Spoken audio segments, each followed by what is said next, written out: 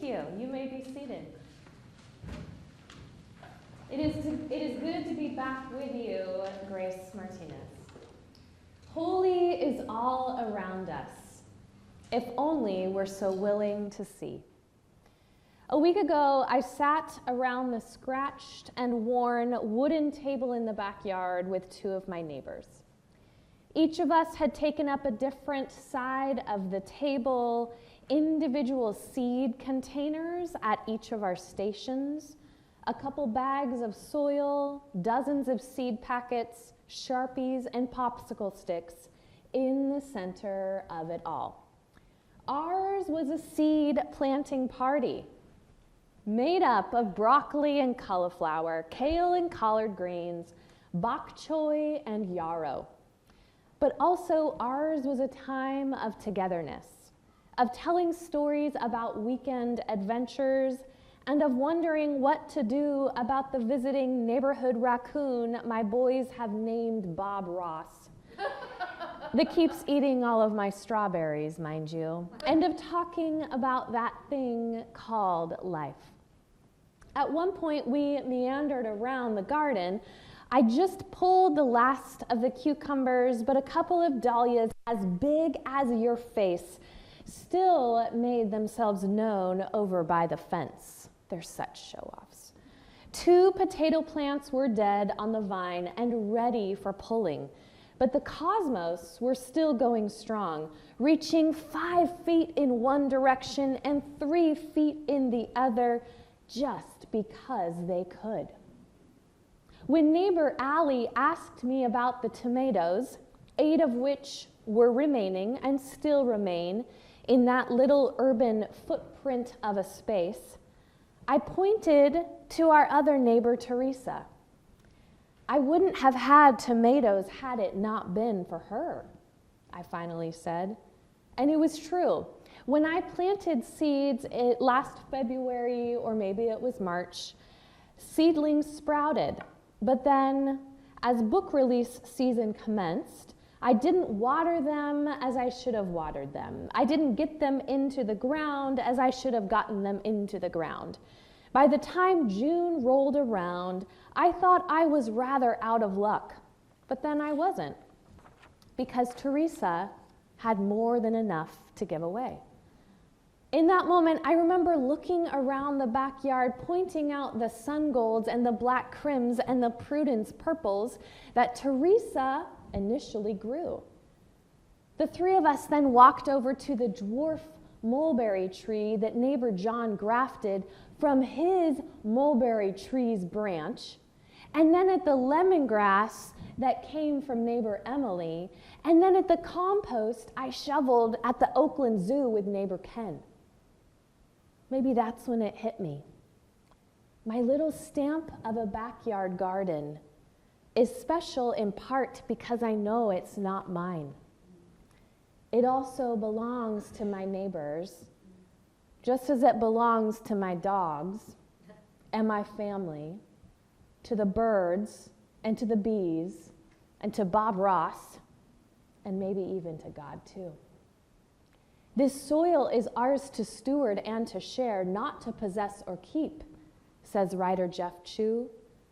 After all, a garden rebukes any notion of independence. It is impossible to grow anything on one's own. Every single seedling, each blossom, each bud testifies to collaboration and partnership, sun and rain, bees and microbes, and in the garden, I can't help but be reminded of the wider world, seen and unseen. Because holy is all around us, if only we're so willing to see. As you well know, your community today, and as you have been, is immersed in the season of creation, and what a gift that is. What does it mean to celebrate our identity as followers in the way of Jesus through and by renewing, repairing, and restoring our relationship to God, to one another, and to creation?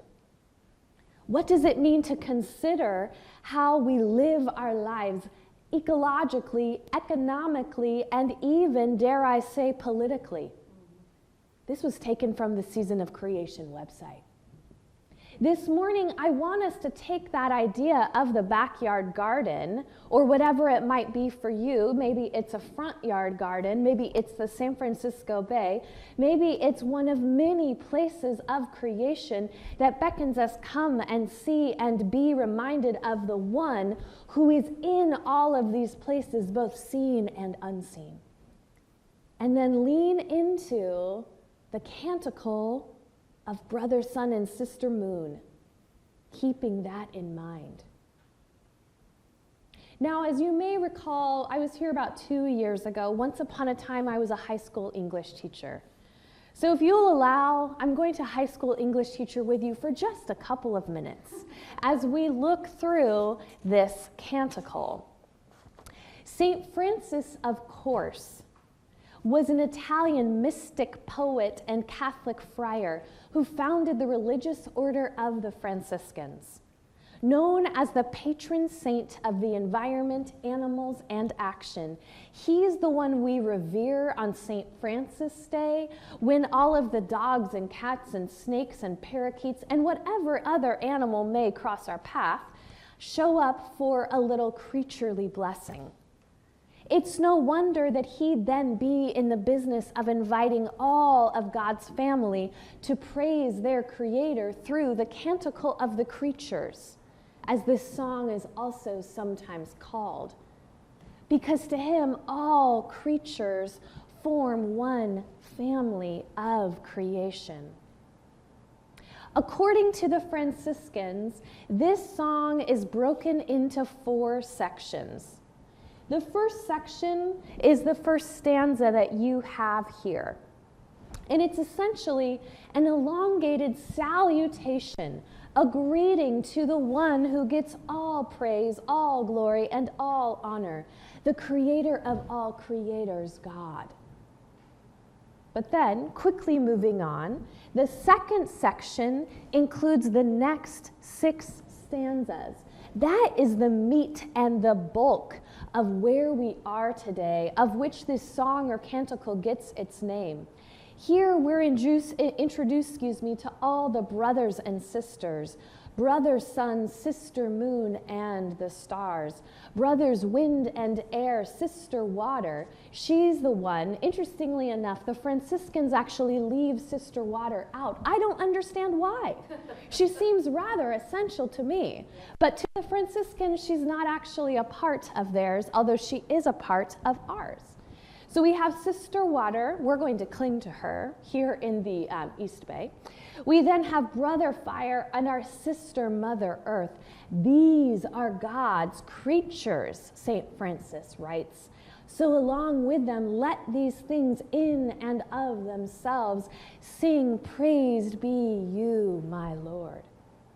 Here, writes Father Richard Rohr, whom some of you may have read and adhere to and cling to as I do, St. Francis was honoring the Holy Spirit, in whom we live and move and have our being.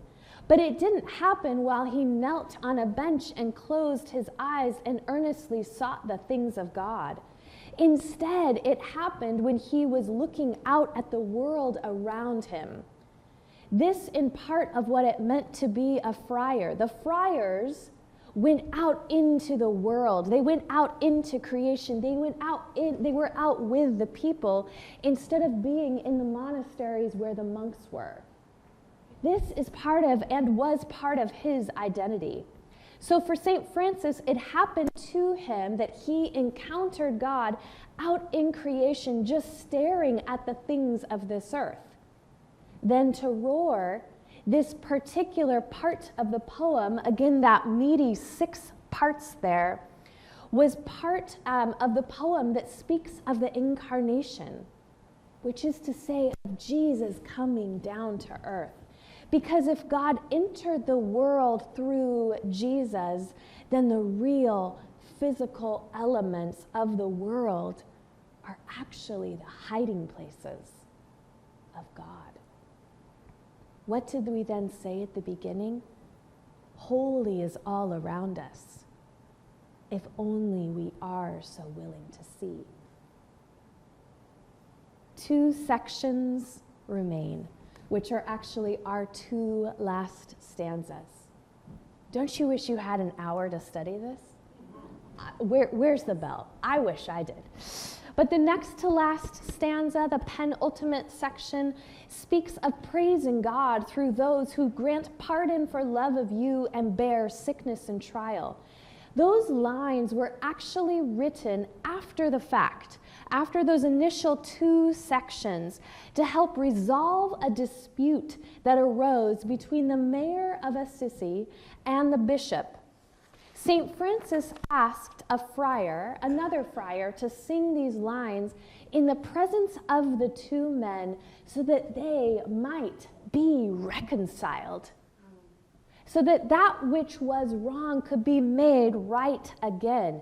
And indeed, reconciliation happened through them. But what then might our invitation be? How might reconciliation happen between God, between one another, between the earth and creation?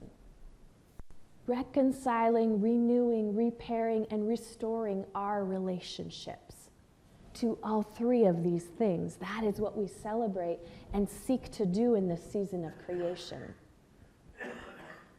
Finally, in the last section, the last 4 lines here in our bulletin, we meet the last of the siblings, Sister Death, from whom no living can escape.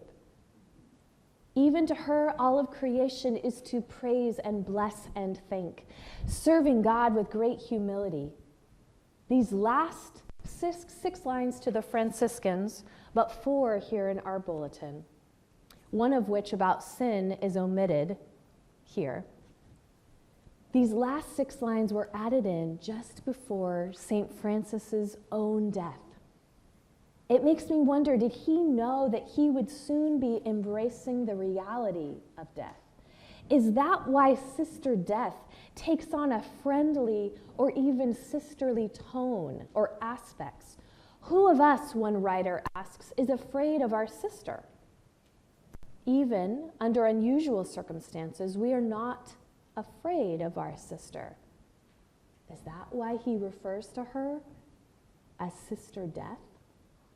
According to legend, Francis went on to joyfully meet death and invited death to make its lodging with him.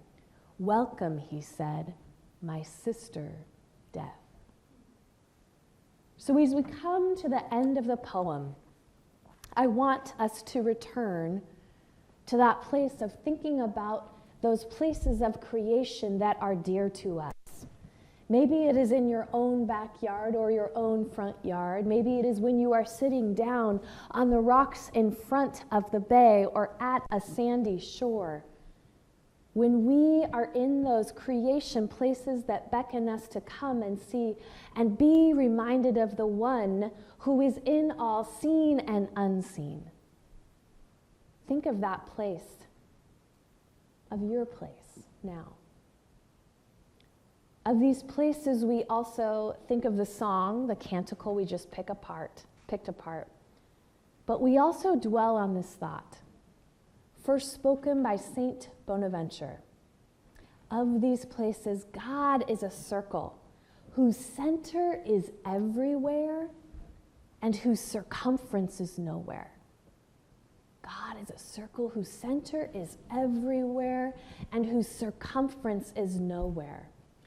In this place, which is to say, in all of our places where our hearts are in creation, where our hearts meet God out there, the center, God's center is everywhere. God's circumference is God's center is everywhere. God's circumference is nowhere. In this circle, the fish of the sea and the birds of the air, the Bob Rosses that live in our backyards, and the tomatoes that grow there too, earth and water and air and fire, the humans who are there and the humans who are in here and out there too, we are all one. That is the message that we receive in this season, that St. Francis sung through this canticle. Everything is sacred. No longer do we, can we, divide this into exclusions of sacred and profane. For ours is an inclusive universe. And in this circle, just as all creatures are our brothers and sisters, all cry out to God. After all, holy is all around us, if only we're so willing to see. Amen.